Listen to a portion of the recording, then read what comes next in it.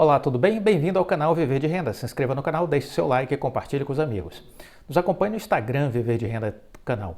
A Itália quer 6 bilhões de euros pela TIM Brasil após a vitória nas eleições, agora, recentemente, da extrema-direita. A vitória da coligação de extrema-direita na Itália, com 44% dos votos nas eleições gerais, ocorridas agora no dia 25 de setembro, poderá acelerar a venda da TIM Brasil. Se espera levantar, caso prospere essa questão da ideia da venda da Operação Brasil, se espera levantar 6 bilhões de euros nesta transação. A vitória da coligação de extrema-direita na Itália, com 44% dos votos, poderá acelerar a venda da TIM Brasil. Isso já é notícia nos principais jornais italianos. O periódico Data Stampa publicou a notícia dizendo que estariam abertas negociações para a venda da TIM Brasil e que seu preço deve variar entre 5 e 6 bilhões de euros, ou seja, entre 25 e 30 bilhões de reais. Quem se habilita? Conforme o jornal, não seria apenas o novo governo que passará para a extrema-direita, que teria interesse em vender as operações brasileiras, mas também o maior sócio privado, a francesa Vivendi, estaria defendendo também essa solução. Então veja, aí a gente já ganha mais força neste processo, porque antes a gente tinha um partido defendendo a ideia, esse partido se viabilizou, ele ganhou as eleições, mas agora você também tem um acionista. Você tem um sócio, que é o maior sócio, que é a empresa Vivendi, a francesa Vivendi, que também, segundo a notícia, está defendendo a venda. Bom, então a gente caminha efetivamente para uma solução de venda, entre 5 bilhões de euros e 6 bilhões de euros, entre 25 bilhões de reais e 30 bilhões de reais. Este é o valor da TIM Brasil e a TIM Brasil está à venda. Tudo deve caminhar nessa direção. A vitória de Giorgia Meloni para primeira-ministra, que vai liderar uma bancada de extrema-direita formada pelos partidos Irmãos da Itália, La Liga e Força Itália, do ex-presidente, veja você, do ex-ministro Silvio Berlusconi, né? Isso parece aquele filme A Volta dos Mortos-Vivos, né? Foi procedida ao longo dos últimos meses por depoimentos de dirigentes dizendo que é preciso repensar a telefonia italiana e que se repensar a telefonia italiana, o caminho natural é a venda da TIM Brasil. A TIM Itália está bastante endividada, ela tem uma dívida de cerca de 23 bilhões de euros, são mais de 115 bilhões de reais. Então veja, a dívida da Telecom Itália é semelhante à dívida que a Oi teve aqui no Brasil quando deu entrada na sua recuperação judicial, trazendo ela a valor presente, com mais as multas da Anatel, chegou a 107 bilhões de reais a dívida da Oi versus 115 bilhões da TIM Itália, da Telecom Itália, né? E aí a solução é que os políticos, e que agora parece ter um apoio da Vivendi, sócia principal da TIM Itália, de encaminhar aí a venda da operação brasileira, que não era considerada pelo ex-CEO da TIM Brasil, que agora está na TIM Itália, que é o Pietro Labriola. Ele apresentou um novo plano de reestruturação que preveia a separação dos ativos em uma empresa de infraestrutura de fibra ótica e outra focada em serviços de tecnologia, muito semelhante ao plano elaborado pelo Rodrigo Abreu, que o Labriola pôde ver de perto e que viu a lógica e tentou fazer algo semelhante lá, mas a política começou a bater pé firme nesse assunto, porque dentro do projeto do Pietro Labriola havia a descontinuidade de alguns negócios, a venda de algumas coisas e também uma forte pegada de redução de custos. Isso significa demissão de gente, e aí os políticos subiram no muro nesse sentido, né? Então, o principal dirigente, né, de um dos partidos políticos italianos, antes das eleições, disse de forma muito clara: estamos profundamente convencidos de que precisamos vender a TIM Brasil, porque não temos como garantir o investimento necessário para a TIM Brasil, uma operadora essencialmente móvel, que também precisa de muito dinheiro direcionado ao 5G. O Brasil tem uma área territorial igual a toda a Europa. Com a venda da participação da TIM Brasil, poderíamos reduzir bastante a dívida da companhia aqui na Itália. Então, tudo parece se encaminhar nesta direção de uma venda da TIM Brasil, entre 25 e 30 bilhões de reais. Quem vai se habilitar? Talvez a Highline, né, a americana Highline, que não conseguiu comprar a Oi Móvel, possa ser uma potencial interessada na aquisição da TIM Brasil. Telefônica Vivo, obviamente, não vai comprar, a Claro não vai comprar, porque aí haveria muita concentração de mercado. A Oi não me parece ser candidata a uma compra da TIM Brasil. O BTG poderia comprar enquanto investimento? Não acredito. Acho que o foco do BTG agora é viabilizar a Vital. Portanto, tem que entrar uma nova empresa aí. E aí a gente olhando ou um fundo de investimentos, né, que veja sentido em fazer um aporte dessa ordem, ou a própria Highline que tentou comprar a Oi Celular. Vamos aguardar, mas o fato concreto é que tudo caminha para a venda da TIM Brasil. Tudo caminha para isso, né?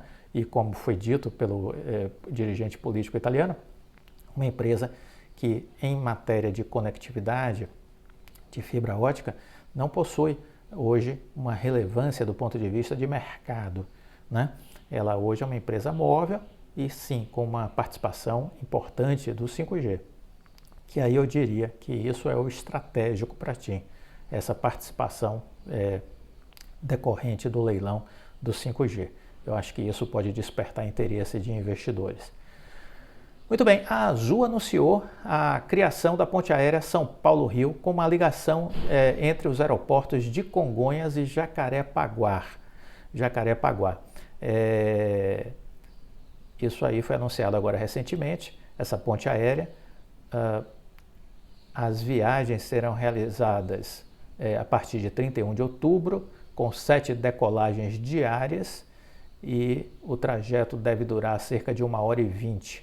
A duração da viagem será maior porque os novos deslocamentos realizados pela empresa serão feitos com a aeronave Cessna Grand Caravan, um turbo-hélice com capacidade entre 10 e 14 passageiros.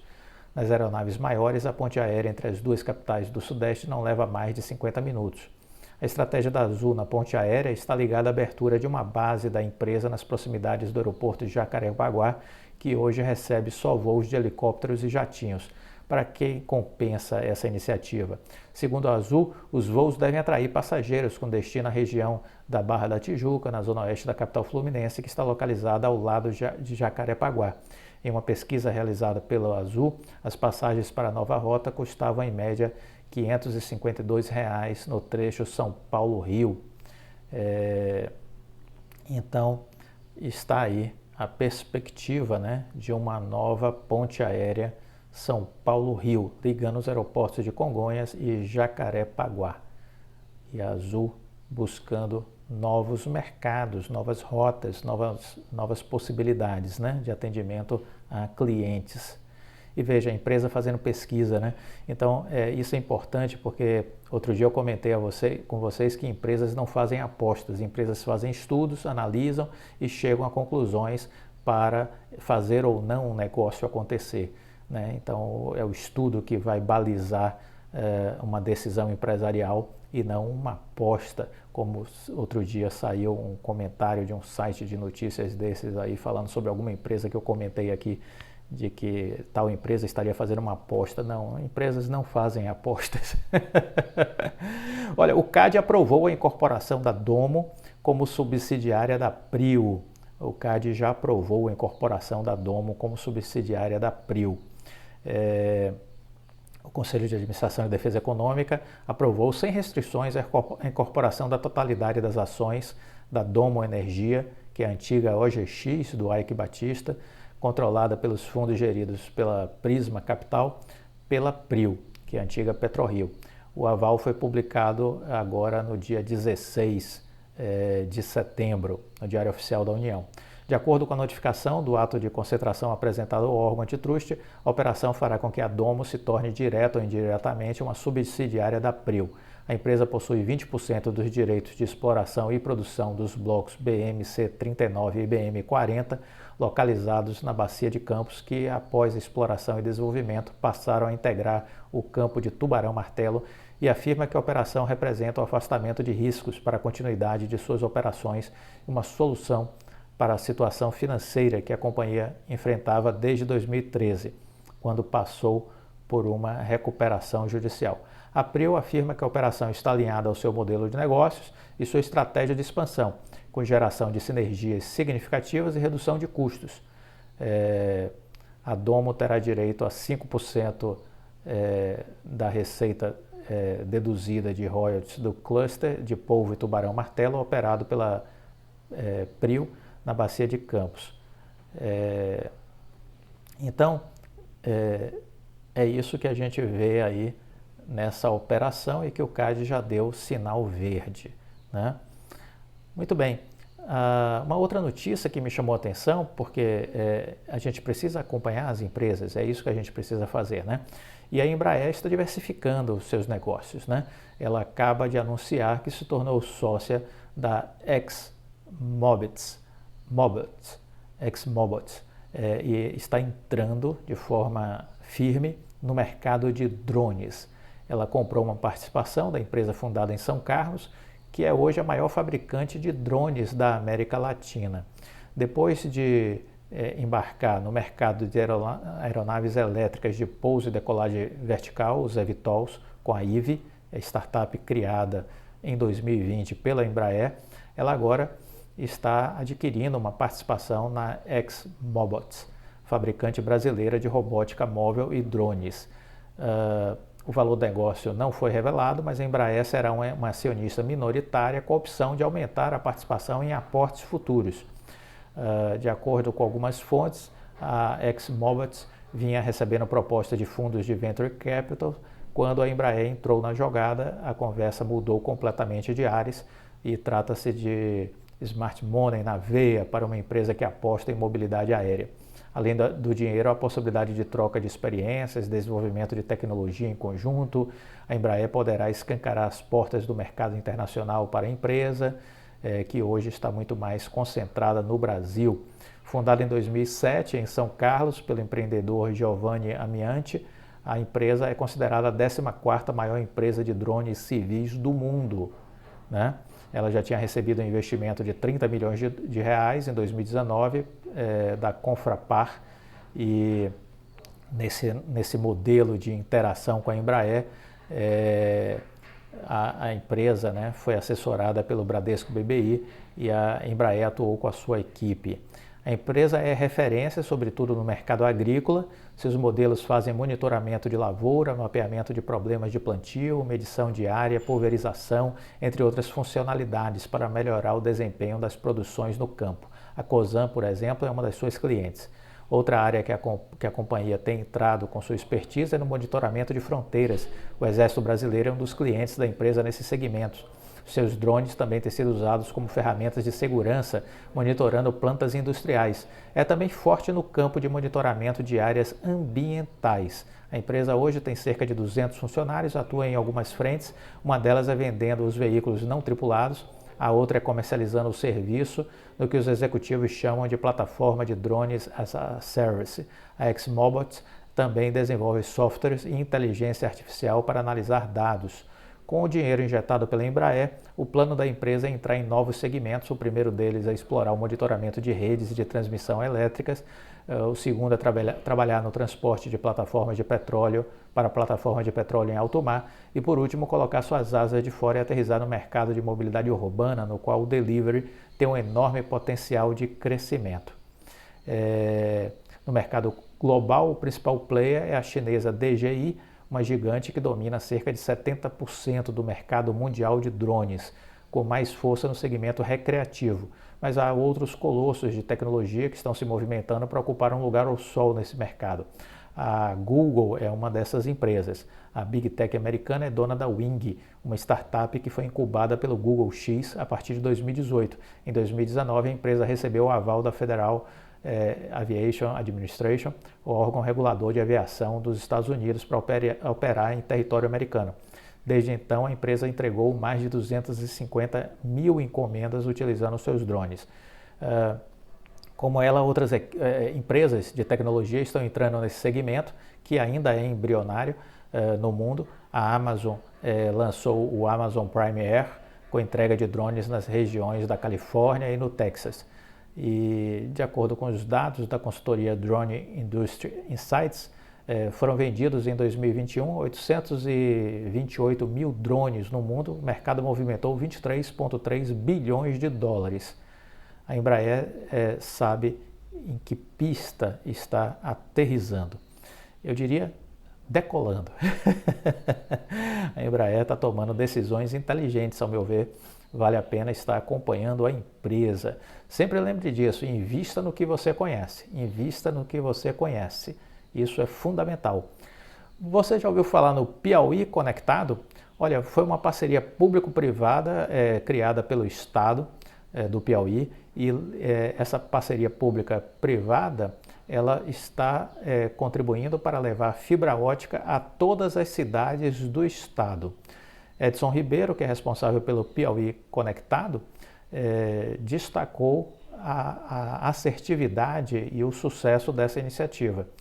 Ele contou que o governo estadual começou a formular essa iniciativa ainda em 2015, apesar da PPP só ter saído do papel em 2019. Os governos são muito lentos, né?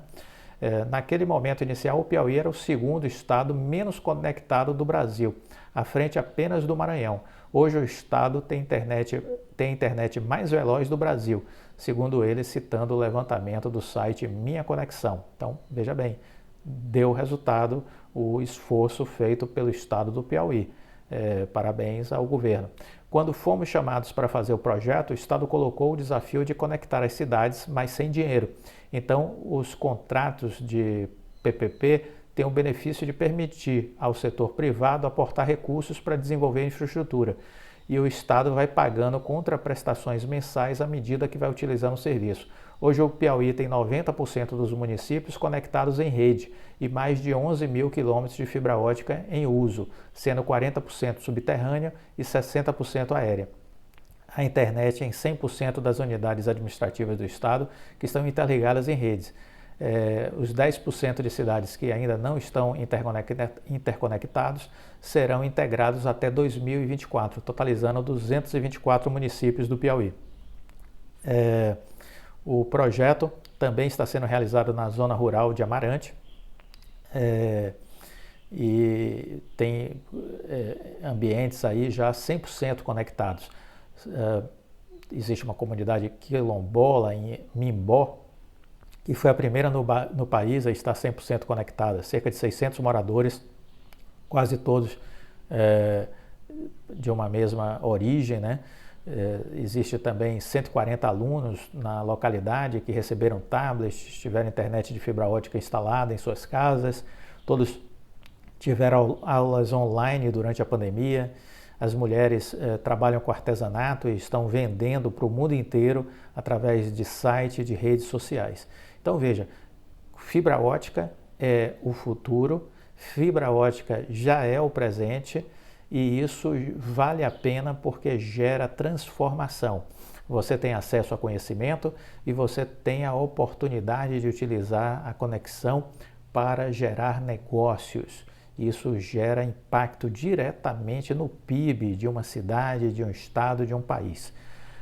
Essa área de tecnologia precisa ser incorporada pelo novo governo, que vai sair das urnas, como prioridade estratégica, né? Isso precisa estar ligado ao gabinete do presidente da República, a um plano estratégico de tecnologia. E para isso ele precisa, obviamente, ouvir os grandes players da área de tecnologia. Precisa criar aí um comitê de inteligência, um comitê aí formado com empresas tipo Amazon, Microsoft, Google, Cisco, Oracle, as empresas de telecom que mexem com conectividade, né? Então você tem que ter aí um comitê, talvez aí com 15, 20 grandes expoentes do mundo da tecnologia para assessorar o governo federal a ter um plano de ação para a área de tecnologia. Se o governo fizer isso, vai caminhar bem. Se não fizer isso, vai continuar com o país atrasado, né? Com um gap gigante de demanda de novas profissões, de novas habilidades e competências para o mercado de trabalho e sem ter uma população capaz de ocupar estas vagas, o que é lamentável. Hoje existem 400 mil vagas abertas na área de tecnologia que não são ocupadas por falta de gente qualificada. Então, espero que o novo governo tenha essa inteligência de criar um comitê estratégico de tecnologia para construir um plano de ação com curto, médio e longo prazo para transformar o Brasil, para o Brasil não ficar para trás, né? Urge essa providência. O juiz da recuperação judicial da Oi decidiu que a Oi deverá manter o administrador judicial em sua folha por mais 12 meses. O juiz Fernando Viana determinou o pagamento complementar e a continuidade do trabalho do administrador judicial da Oi, independentemente do encerramento do processo de recuperação judicial. A operadora deverá ainda pagar ao administrador judicial uma complementação de quase 14 milhões de reais ao longo de 24 parcelas. A ordem é resultado de uma disputa que havia entre a Oi e o escritório Wald, que prosseguirá trabalhando independentemente do encerramento do processo de recuperação judicial, considerando as habilitações e impugnações de crédito ainda em tramitação, decidiu o juiz. A Oi havia questionado o valor dos pagamentos feito ao escritório a partir de 2020, quando houve um aditivo nos contratos em razão da prorrogação da recuperação judicial, alegou que contratou vários outros escritórios de advocacia para trabalhar nos milhares de processos movidos contra a empresa e que foram incluídos na recuperação judicial que teria beneficiado o escritório. O escritório obviamente discordou e lembrou que o valor foi acordado entre as partes. O juiz Fernando Viana ficou do lado do escritório Wald na disputa. Ele reafirmou que a ação judicial da Oi não tem paralelo no país. Quando teve início em 2016, a Oi era alvo de 800 mil ações judiciais, cobrando pagamento de dívidas. Mais de 60 mil incidentes processuais foram distribuídos e mais de 40 mil sentenças foram proferidas. O administrador judicial, ao longo do processo, desempenhou seu trabalho com afinco, pautando sua atuação muito além dos deveres previstos, auxiliando o juiz, né, sempre que solicitado, inclusive com a organização de milhares de ofícios recebidos, elaboração de relatórios internos para melhor condução do processo, disponibilizando equipe multidisciplinar qualificada para a prática de diligências, disse Viana na sentença proferida no dia 20 último. Ele citou ainda que o Ministério Público, para o qual o processo se prolongou por muito mais tempo do que aquele previsto na legislação, muito em razão dos pedidos dos próprios credores e das devedoras em recuperação judicial. E aí vamos também salientar, né, que por conta da procrastinação da Anatel e do CAD, esse processo se arrastou mais tempo do que o necessário em função da Anatel e do CAD, né, que procrastinaram até dizer chega esse assunto. Em fevereiro de 2020, a Oi e credores requereram o não encerramento do processo a fim de levarem a cabo a venda do imóvel, negócio que foi feito e que ainda gera alguns questionamentos agora por parte dos compradores, né? Uma disputa aí com a Oi com relação a valores. O juiz Fernando Viana disse que é necessário manter o escritório trabalhando por mais um ano em razão da quantidade de questionamentos que ainda existem na Justiça. Ele diz que restam mais de 20 mil habilitações, impugnações de crédito, São ações que ficaram suspensas por terem sido submetidas à mediação, mas ao final não resultaram em acordo. Como se não bastasse, até por conta das centenas de milhares de ações judiciais que tramitam no país, que envolve o Grupo Oi Telemar, diversos expedientes de toda a natureza continuam chegando ao cartório. Daqui a um ano, o escritório deverá utilizar a relação de credores e apresentar o relatório dos ativos alienados, conforme exigido pelo Ministério Público. Então está aí uma notícia também envolvendo a recuperação judicial da Oi, né? Que mais vale a pena comentar nesse vídeo de hoje? Nos chamou também a atenção e gostaria de compartilhar com vocês, falamos de Embraer, né? E a Embraer está com vagas abertas para quem está buscando oportunidade de estágio. São 300 vagas, então acessem aí o site da Embraer, e isso pode ser feito de forma virtual até o dia 14 de outubro. Então, um programa de estágio, 300 vagas, o trabalho tende a ser, tem modelo de trabalho presencial, híbrido ou remoto. As inscrições podem ser feitas até o dia 14 de outubro. O programa de estágio desenvolve os talentos em linha com os conceitos do futuro do trabalho e inovação, que faz parte do DNA da Embraer, disse a diretora de Expertise de Recursos Humanos, Larissa Maratini. Larissa acrescenta que o objetivo do programa é proporcionar melhor flexibilidade e experiência aos candidatos em um ambiente diverso e inclusivo, para que cada profissional se torne protagonista do seu próprio desenvolvimento de carreira. Podem se candidatar às vagas estudantes de nível superior ou técnico interessados nos desafios da indústria aeroespacial. Os benefícios oferecidos são bolsa auxílio, compatível com o mercado, vale transporte, vale refeição, assistência médica e odontológica. Então, está aí o estágio, vaga de estágio da Embraer. As áreas de interesse é para a área corporativa, área técnica, engenharia e operações, tecnologia. Então são as áreas afins aí a este programa de estágio. Se está procurando, a Embraer é uma excelente empresa. Eu tive a oportunidade de visitar a Embraer, de conhecer, se não me falha a memória, lá pelos idos de 2013, 2012, por aí. Fui fazer uma visita, né? E é uma empresa excepcional, né? Uma empresa muito diferenciada, um símbolo, né, que deve nos orgulhar, uma empresa realmente que deve servir de orgulho para nós brasileiros, né? Uma empresa muito bem estruturada, que é referência mundial nessa área da indústria aeroespacial e que foi possível, né, chegar a esse patamar de excelência por conta da sua privatização, né? Então era uma empresa que era antigamente estatal, mas que nessa transição para se tornar uma empresa privada conseguiu ganhar relevância. Era uma empresa que foi criada enquanto estatal, houve todo um desenvolvimento de inteligência envolvendo esta empresa. Era uma empresa de ponta, mas sem dúvida nenhuma ela pôde dar voos muito mais altos depois que ela foi privatizada. Essa é a lógica, essa é a lógica. Ah, mas a gente perde o patrimônio do povo. Olha, isso é conversa de gente boba, entendeu? Não tem nada de perder patrimônio do povo.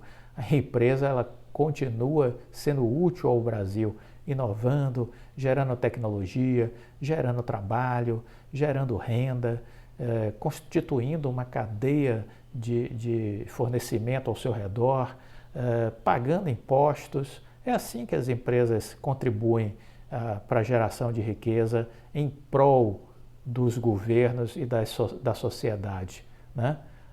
Essa modelagem de ter uma estatal, isso é um negócio anacrônico, isso é um negócio do século XIX, do século XX. Eu não consigo aceitar essa defesa. Eu acho que é uma visão míope do que é o mundo e de para onde caminha o mundo. Estatais são sempre cabides de emprego, são sempre locais que são vistos como ambientes para corrupção, para desvio de recursos, para colocar gente para controlar licitações, coisas do tipo. Está aí os Correios, que não nos deixa mentir, está aí a Eletrobras, que não nos deixa mentir, a Petrobras, né? Então não faltam exemplos de estatais fazendo o mal feito. Ah, mas é possível controlar isso, impedir isso, momentaneamente, circunstancialmente é possível. Mas mudou o governo, pronto, botou um governo que vai querer se locupletar com isso, volta a bandalheira de novo. Gostou do vídeo? Deixa o like, compartilhe com os amigos, fique com Deus e até a próxima. Tchau!